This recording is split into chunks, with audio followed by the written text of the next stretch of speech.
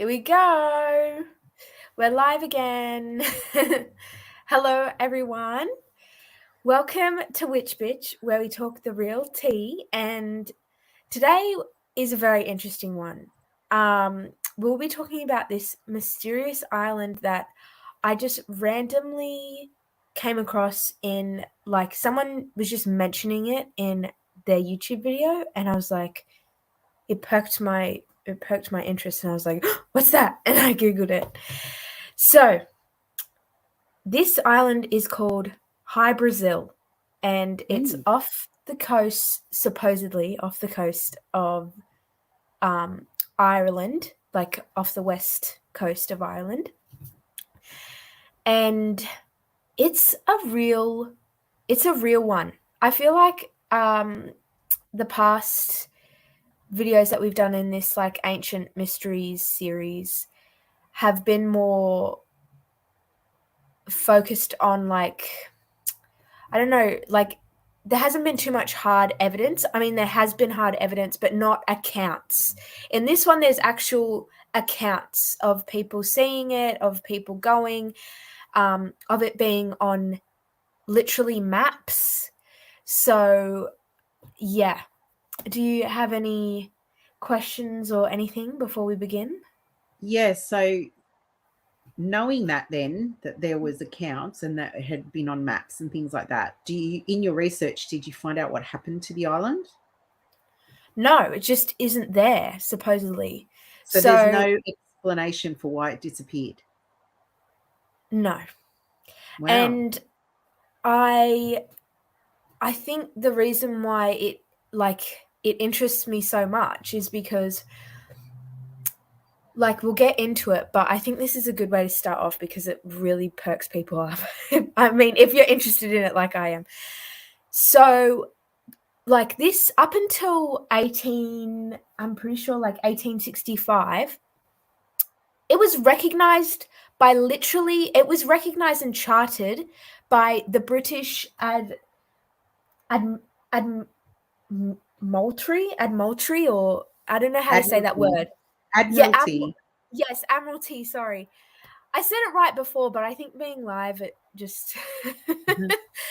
Yeah, so they charted it. The British Admiralty charts, it was recorded on there, which is like the Navy. It's like the people who deal with the Navy. It's like a government thing, and it was on their charts.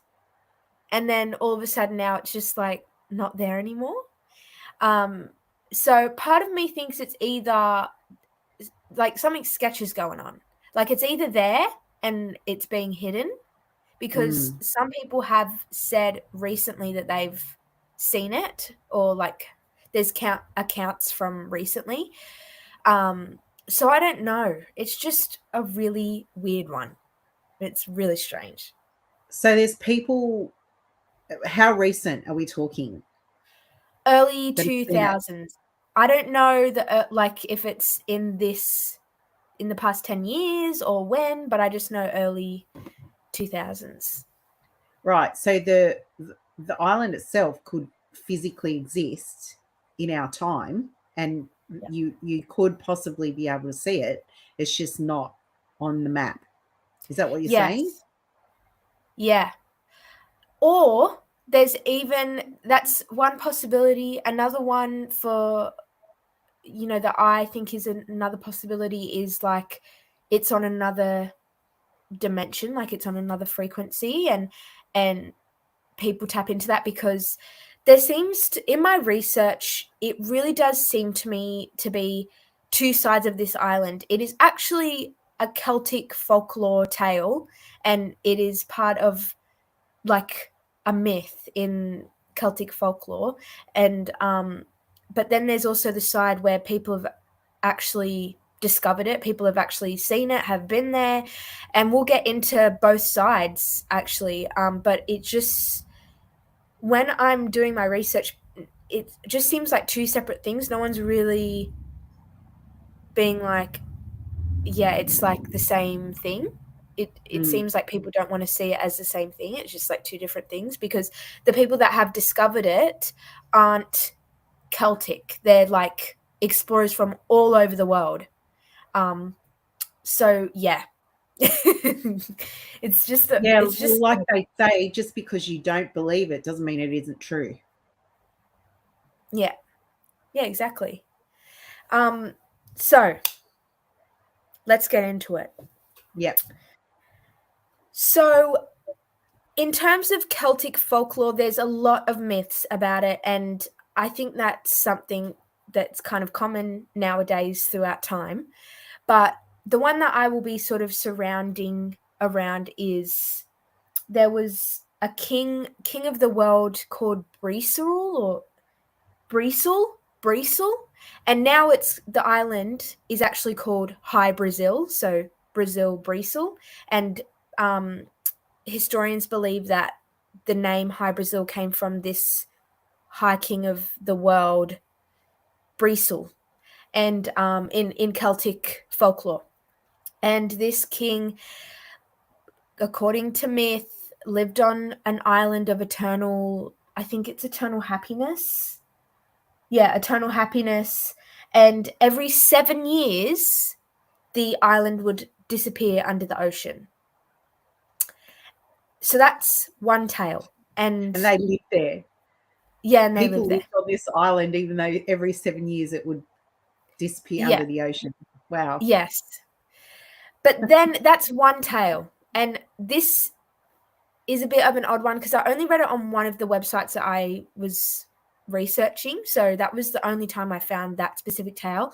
But all the websites made reference to this High King Brisel. So I don't know. I just thought it was important to mention. Other things, so people call it the Celtic Atlantis because there's stories either of fairies, magical beings on this island, according to folklore, or a priesthood, which if you watched our Atlantis video or know anything about Atlantis, you'll know that the priesthood of Atlantis was like one of the main features that made it so wise and advanced. Anyway, so there was like a priesthood, priests and monks that had ancient wisdom and access to advanced technologies lived on this island. And that's according to the legend as well, like one of the legends.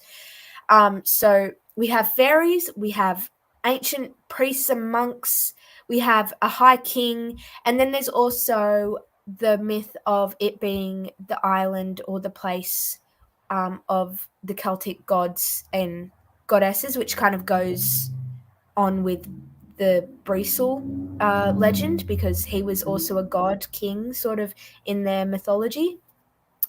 So that's kind of a very brief overview of the myth side. There's a lot more, but that just kind of gives you a bit of an idea. So yes, and it's all so like with the Brisel story about it going under the water, there's also the main most popular theory that it's actually fog. It's not going under the water, and it's surrounded by thick fog all the time, except like permanently this fog is around it, except for once a day every 7 years. So there's this whole like 7 years thing that is going on. And and the fog only dissipates when it's on this certain day every 7 years, and then you can see the island. But according to legend, you can never go on the island. Like you can see it on these days where there's no fog, but you just can't go on it. So yeah, it's like just. So do you think this legend, the folklore of this island, was hiding something? Like you can't go on the island. Do you think there was something there that they were trying to keep secret? I never thought of that, but 100%. I mean, I believe these legends and these myths did come from truth at one point or another. I'm not saying that the legends that we're hearing today are true. I think they've probably been morphed and changed and like, Chinese whispers sort of thing, like as it's been passed down. But I think at some point it was coming from truth. Someone went to those islands, or people lived there, or people knew about these people that were living on the island, and word spread. And maybe the people that found it talked to the inhabitants of this island, and it was like agreed upon not to allow people to go there all the time, and then that's why they decided on these certain stories. You know, you never know. Unless we were there, that's the only way to really truly know what went on.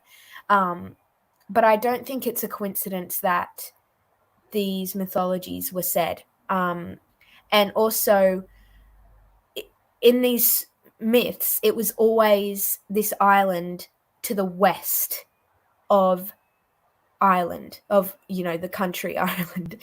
So it was always to the west, which is a good segue into the more historical accounts and maps and stuff.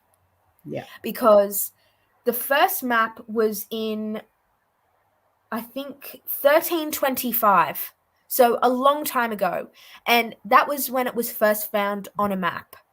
And it was like, it wasn't seen as High Brazil. And when I say High Brazil, that's spelt HY and then Brazil, if anyone's interested in Googling it themselves. So, yeah, this island was not called High Brazil, but instead like some long Latin-y sort of thing, and then Brazil at the end. And then over time it was morphed more and more until it eventually became High Brazil by the end, to what we know now, I guess. Yeah.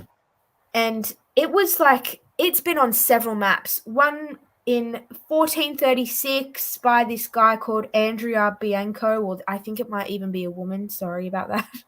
Andrea Bianco. Well, if it's a man, it'll be Andrea. Yeah, okay. Well, I don't know. I've just written down the name. I didn't know if what gender. And then also in 1562 by a man called Diego Gutierrez. And that was, and these two maps, it was labeled Ifola or Isala or something. Isala de Brazil, sorry. And so like it's always had Brazil, and I think that just comes from that legend of that god. And also some websites say that it's because there was the Brazil wood or something that was found on the island. Like there's many reasons why Brazil was used. And we'll get into the actual country of Brazil, because when I found this out, and I'm not going to say it yet, it's like actually mind-blowing to me. I will say it a little bit later. It actually has correlations to Brazil, like the country. Yeah, right. Anyway, so a 1436 map, a 1562 map, a 1570 map by Abraham Ortilis, and that was just named Brazil. Like the island was just named Brazil on his map, nothing fancy before it. And again, all off the coast of Ireland. I will say there's differences in the maps. Like some is more directly west, some is a bit lower. Like they're not all in the exact same spot, but they are all off the coast of Brazil. Western at some stage. Yeah. So, yes. Then there was this thing where these two different explorers, two completely different men, one named Saint Bernd, and another man named Saint Brendan. These two people have separate accounts, and they've come back with the exact same description of the island, the exact same account. They both say that it's perfectly round, or very round, maybe not perfectly round, but a very round circle with a river going in a semicircle throughout it. So it's like a ball, and then with a semicircle going through it, that is like a river or a channel or something. And that river through the middle of the island goes out into both ends of the ocean. So it's like basically two islands put right together with a little channel. And they both said that. And by the way, they didn't go together. Like, this is separate expeditions, and they both came back with the same name for the island as well, which was the Promised Land. So they've come up with the same name for it too, which is kind of crazy. I mean, not that the Promised Land is very original, but still, it's kind of like out of all the names you could have chosen, they both chose the same name to call it, which makes me think that there was someone on the island to tell them to call it that, maybe. I don't know. Yes, right. Yeah, so because I will get into it, there are people said to be on this island. It's not just like an island there. Yeah. Yeah, and the reason why they say it's round is because they would walk around the coast and they never found the end. So it's most likely that they just went around. Like, and there was no like edge or, you know, funny rocks or, you know, going out to sea. It was just like they went around the whole thing and that was it. Like, they couldn't find an end to it. And what else? I'm just trying to think. So there's maps. Oh, people have said it's not just these two explorers that have come back with the same like report on the island.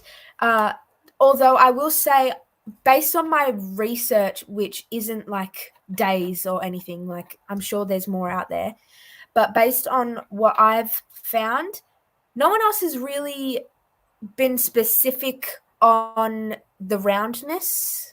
And even in maps depicting this island, not all the maps are perfectly round in the image of the island. So there's a bit of a conflict with other people who've been there. But then again, I don't think other people that have been there have walked around the whole island.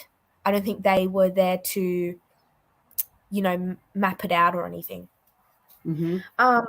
So there's also a famous visit of this high Brazil island, and it's by Captain John Nisbet. He was like in the oceans, he was in familiar water west of Ireland, and all of a sudden this mist came over him and his crew, and he had to anchor near this island that he's found, and his crew went to go check out the island. A day later, his crew came back with silver and gold that was given to them by an old man who lived there. Wow. Very strange. And there's other accounts of this old man living there. And there's other people who have seen it say that there's towers with gold roofs, and it's just like there's so many conflicting reports, which is really confusing to me, because I feel like if one person saw towers with gold roofs, why wouldn't everyone? Yeah. It's just a bit weird. So there's an old man apparently here. I mean, some people say then these towers, and like the last official sighting was in 1872 by author T.J. Westrop, and he said that he had seen the island before, and I'm pretty sure he's like some sort of folklore author or something, but his family didn't believe him, and he brought them along to witness the island for themselves, and they all saw it. The other people in the boat, his family, all saw it, and then it disappeared in front of them, and that was in 1872. But so when you say it disappeared in front of them, it disappeared like it behind fog, or it actually disappeared, or they just couldn't see it anymore? Like, what does that mean? They just said it disappeared. That was it. Yeah, right. So I don't know. I mean, I don't know if I haven't, maybe this author published that. I haven't read it from him. I've just read it through other sources talking about it, and they don't go into detail. They just say he saw it and then it disappeared. Yeah, okay. So to me that means there wasn't fog, because I feel like that would be important to include. Yeah. But I don't know how an island disappears and you not In front of your eyes.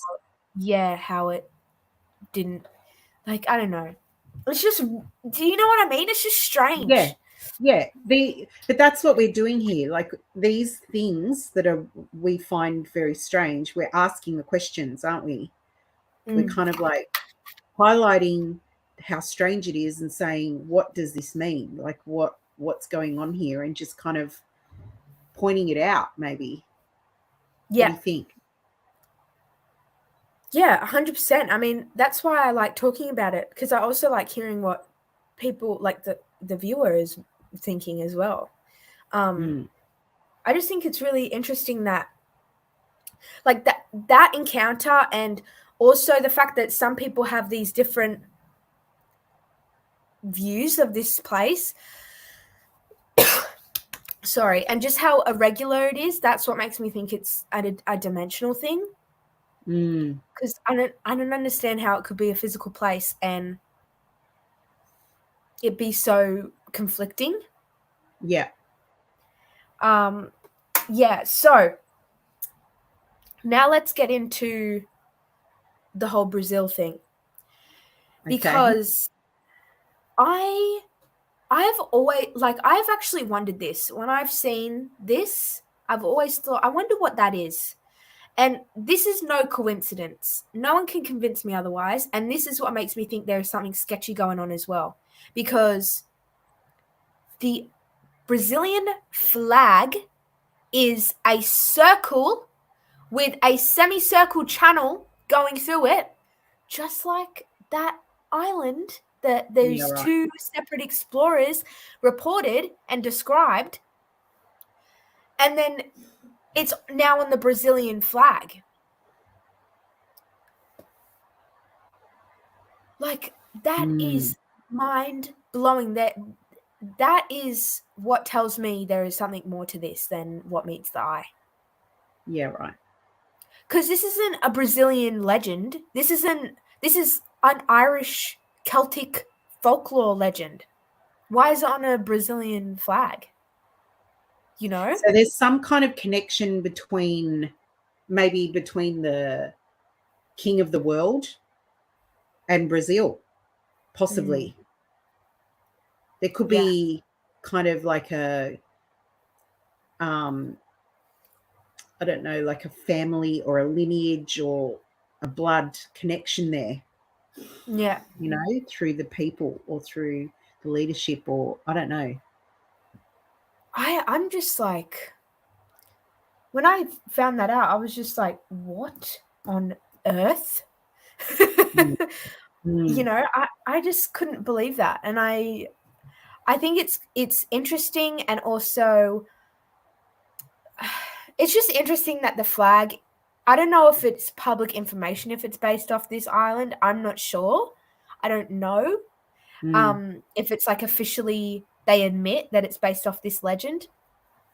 However, I think that no matter what, it's kind of interesting that they included a completely separate civilization's, like another culture's folklore into their flag. Like, it just, when it's a flag is representative of their own country. Why are you putting someone else's culture on, someone else's country's legend on your flag to represent your country? There's definitely some correlation going there, you know? So that just blew my mind. And I think, like, there's been like people who've flown planes over Ireland and seen an island there in the water, and that's like more of a modern day one. So people are seeing this island, but it's just so irregular. I feel like if there was an island and it was being covered up by the government, or it's being covered up by, you know who, then more people would see it. I think it would be more of an Atlantis sort of thing. Like it would still be a myth, sure, but it would be something like a bit more consistent. Yeah. Because it's an island, it's a landmass, and it's not that far away from a country where there's boats and people can just go sailing, and people can go on their own out there. Yeah. So I just think it would be more of a open myth, like more of a sort of A more conspiracy famous one. rather than a legend. Yeah. So yeah, that's basically everything I've got on it. Because it's a pretty straightforward one, because there's all these accounts of it. It's not like with all the other stuff where it's like, oh, there's, I mean, I really like this one because of how simple it is and how mysterious it is.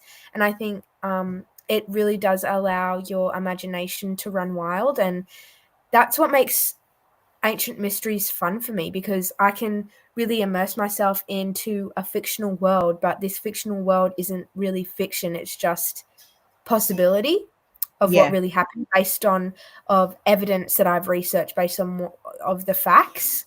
Yeah. And I can think so many different possibilities, and they're all exciting to me. So yeah, I Well, mean, it makes you sorry. think that if there's information out there about something to do with the legend or a mystery or a myth or whatever, if there's people that are talking about it and it's in our psyche, it's in our imaginations, it's in our history, it's in our stories, there has to be something, like it had to come from somewhere. There has to be a seed of it somewhere. Yes, I always love that. Ever since I watched the opening of Lord of the Rings. I haven't watched the whole movie yet, but the opening of Lord of the Rings is, like many books, many stories, is like a long, long time ago, before there was like, it was talking about how this story happened and then turned into myth and then eventually legend. And I really think that is what happens all the time. I think so much of, whether it's Atlantis, whether it's the mystery of Merlin, whether it's, fairies or whatever legend you can think of, I think it always comes back to a source. It always comes back to, maybe it was a shaman simply seeing, you know, a tree or a shadow move in a certain way, but I don't think that takes any magic out of it whatsoever, because whatever that person saw, whether it was to you, personally, actually a fairy or actually a this or actually a that, a dragon monster creature thing, it doesn't matter, because the person saw it as that or as something to resemble that, and then told the story from there, and on and on and on. And I think a lot of legends and a lot of myths aren't actually as lost as we perceive them to be, because if you go into the psychology, into the mind of the people from even just hundreds of years ago, not even thousands of years ago, people living in these communities, in these indigenous or, you know what, I'll say indigenous, even for the Western cultures, I'm talking like the Celts and like the real Yeah, right. rich civilizations. I don't know what word other than that to use. They actually go into their minds. Stories were everything to them. Everything. I mean, even look at Aboriginal culture here in Australia. Stories are everything. And they don't just say stories like we do. They don't just create stories out of nowhere. These stories are ingrained in their brain from a child up until an adult. And it's oral traditions. That's how oral traditions still live today, is because Yeah. they're told the same story over and over and over until, and that story from when they're a child. I was reading a book about Indigenous Australia and how we, as white Australia, and I don't like that label, but It's the only label I can think to use. As you know, Western Australians, we don't get access to the Aboriginal stories that they share as adults, the mature stories. The stories that they share with us are literally the children's version. Mm. And so throughout their time, the stories from when they're given as a child morph and mature as they grow. And Yeah. we're not given access to that. We're literally given this children's stories, and that's why a lot of them sound, I don't know, fantasy, frivolous, like not true. And I mean, you know, maybe they are true. I mean, I would like to think so.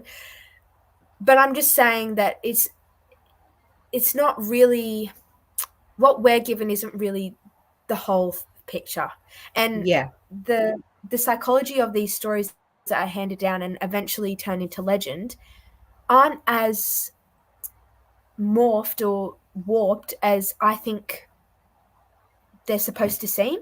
Like stories about dragons, I don't think they're that warped. I mean, for hundreds, thousands of years, up until about hundreds of years ago, people were directing the story like how it was thousands of years before them.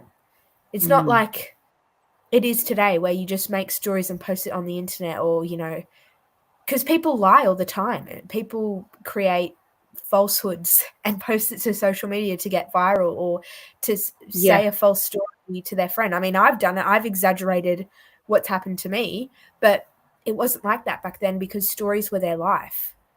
Yeah. It was their meaning. It was their culture's story. It was like their heart. They can't, Yeah.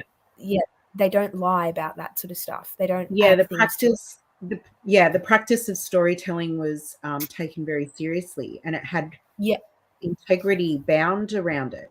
It had rules and Mm. integrity and intent, because the Yeah. understanding of that culture was, you know, the keeper of the story was chosen for their ability to keep the story straight, and to not embellish and um, hold the details in their story correct, and Yeah. things like that. Like the person who was the storyteller was chosen for those traits, and there Uh-huh. was an integrity bound to that person, for that job. It was taken very seriously, and I think we, as you know, a modern Western culture now, in, you know, places like America and Australia and the UK, we look at movies as pure entertainment. You know, when Yes. you know, That's a and whole thing, yeah. yeah, and I think there can be, what I think is happening in stories that we see through movies and things like that. There are definitely um, gems of truth hidden amongst the bombs and the explosions and the Mm. gunfights and the, you know, Yeah. car chases and that sort of thing. There's nuggets of truth in there, Yeah. and I but it's, yeah. you've got to weed it out. You've got to, you know, pay attention and know what you're looking at. I think that's our you know, our culture's weird way as it is, of storytelling. It's that same Yeah. element. I mean, I think because so much work goes into them and they are thinking about every single detail. There's not one Yes, thing that they've overlooked putting into that's that right. movie. And we're not conscious, like the background of a scene and all the advertising that goes on, um, in that scene, like the pictures, the books on the shelf, the Mhm. alcohol that's in the corner or whatever, like Yeah. that's all going in to our brains, and our subconscious mind is viewing it and reading it, and it's going in, and we're not aware that we're seeing those things. And you know, it for us to wake up to that and to say, okay, I need to be responsible for what I'm looking at here, and I need to know who's telling the story, where is it coming from, what's the intent behind it, all of that stuff. Yeah, because I think it goes really, really deep, and we're not aware Yeah. of how deeply stories and movies and, books and all of that stuff, all the ways in which we tell each other stories, we're not realizing how important it is Yeah. I and how know. much it affects us and our brains. Mm. Yeah, I Yeah. think I was watching movies today actually with the boy that I babysit, and oh my god, because the movies that I'm watching with him are movies that I watched as a kid, like Shark Tale, for anyone who knows that movie. I mean, I'm watching the Lorax. I mean, I was a bit older when I was watching that, but still young enough to miss all the things. But now watching it, I'm like, oh my god. And sometimes that's good. Sometimes it's a good shock, and then other times it's like, oh Jesus.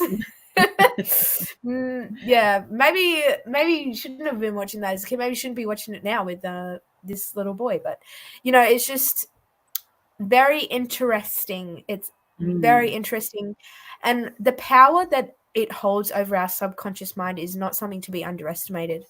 I mean, we're holding the programs in these stories, and that little program from that movie starts as a seed, and then someone else says now latches onto that seed and grows the Yeah. seed, and then Yeah. eventually that seed becomes a plant. It's you have to get it from a source first for it to grow. I mean, Yeah. when we come through to this world as a baby, we believe nothing. We're literally a blank canvas in our minds. I mean, beyond Well, I our think there is stuff in there, but it can be yeah, overwritten. yes, and I think what I meant by that is like in terms of programs, like Yeah. subconscious things receiving from the outside world. Because we always have our inner being, we also have our Yeah. soul, and we have past life stuff coming in as well. But yeah, it's just especially as children, I mean, you don't really have a filter. I think at age 3 is when you start to have a filter between Mm. your unconscious and your subconscious, but you don't have a filter from your subconscious from your conscious or something. I might be wrong on the facts, but there's like when you're a kid, you don't have a regular filter like we do. You just absorb all information, Mm. and there's no thing to say, oh, that's true, that isn't. It's just that is. And I think that's a really beautiful way of being, but you also have to be mindful of what's surrounding the children when Yeah. you're like that, because anything can go in. Yeah. Bit of a turn Yeah. from our regular conversation, but yeah, Yeah, but important maybe one we should nonetheless. do a whole video on this, just this. I think that would be really interesting. Yeah, okay. Yeah, on how stories really influence our subconscious mind. Yeah. Yeah. I would love I'd that love one. to. Yeah. Yeah. High All five. Maybe we right. should. Yeah. High five. All All right, right. cool. Awesome. You feel complete? Yeah, do you? You're running the show, Yes. Juliet? I know, but I always have to ask. Yeah. Okay. Well, I will see you in about 2 minutes when I leave my room. But to everyone else, goodbye, Next week. everyone, Oh, yeah, and we'll see Friday. I you keep Friday. forgetting Friday. Yeah, Friday. Yes. Yeah. I did that Bye, last week everyone. too. Yeah. Right, bye, everyone.